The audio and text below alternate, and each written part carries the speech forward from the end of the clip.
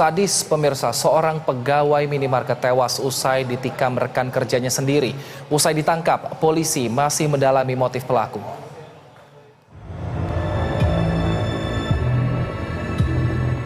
Insiden penikaman seorang pegawai minimarket terjadi di Jalan Pecenongan, Gambir, Jakarta Pusat pada dini hari tadi. Menurut informasi, sebelum aksi penikaman ini terjadi, korban dan pelaku nampak memasuki gudang minimarket pada Selasa dini hari. Usai mendengar keributan antar korban dan pelaku, dan setelah melihat korban bersimbah darah, rekan kerja yang berada di bawah pun berteriak dan mengundang perhatian warga sekitar. Warga yang tiba di lokasi sontak berinisiatif untuk menutup pintu minimarket, sampai kemudian pelaku berhasil ditangkap. Temannya teriak dari keluar. Minta tolong, ada pembunuhan katanya. Ya itu doang taunya. Ternyata itu dilakuin di mana? Di dalam gudang atau di mana, Pak? Katanya di dalam. Orang saya di luar lagi jualan. Sejumlah barang bukti turut diamankan, dan hingga kini polisi masih melakukan pendalaman terkait motif pelaku sampai nekat menghabisi nyawa rekannya sendiri. Hidayat Azril, Jakarta.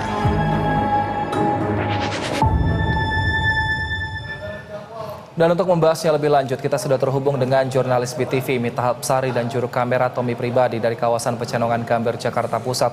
Selamat sore Mita, bagaimana saat ini kondisi terkini pasca di sana ada kasus penusukan?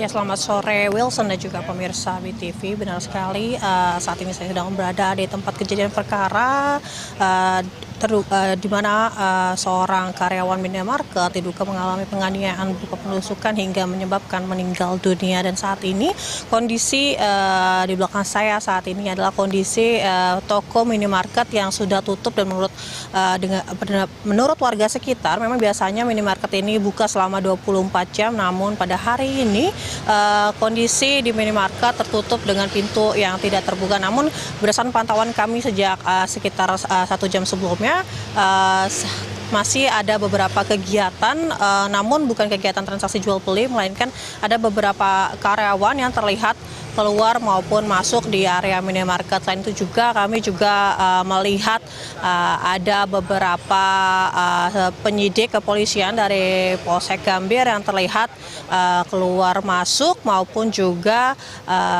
berada di sekitar lokasi kejadian. Namun hingga saat ini kami melihat belum adanya garis kuning atau garis polisi yang ditempelkan di sekitar tempat kejadian perkara. Kami menduga memang penyidikan masih berlangsung dan kami pun tidak bisa melangkah lebih jauh ke dalam area minimarket maupun juga bertanya dengan sejumlah karyawan. Dan memang saat tadi kami bertanya sedikit dengan para warga di sekitar yang mereka sebagian pada sore hari ini mungkin tidak menyaksikan secara langsung kejadian yang terjadi sekitar pukul 3 dini hari tadi.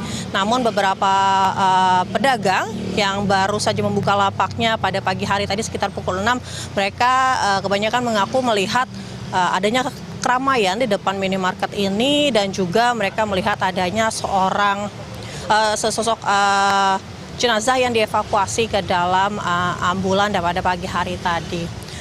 Namun juga kami juga masih menantikan bagaimana proses penyidikan hingga saat ini, karena tadi disampaikan oleh Kapolsek Gambir Kompol Jamalinus dalam pesan singkatnya mengatakan bahwa pelaku sudah diamankan, dan sementara ini masih dalam proses pemeriksaan, dan penyidik pun masih melakukan pendalaman terkait motif dan juga penyebab pelaku melakukan aksi tersebut. Demikian kembali pada Anda, Wilson. Baik, Mita, Indomaret yang terletak di belakang Anda saat ini tidak digaris oleh polisi. Tapi apakah Anda mendapatkan informasi mengapa saat ini tidak beroperasi?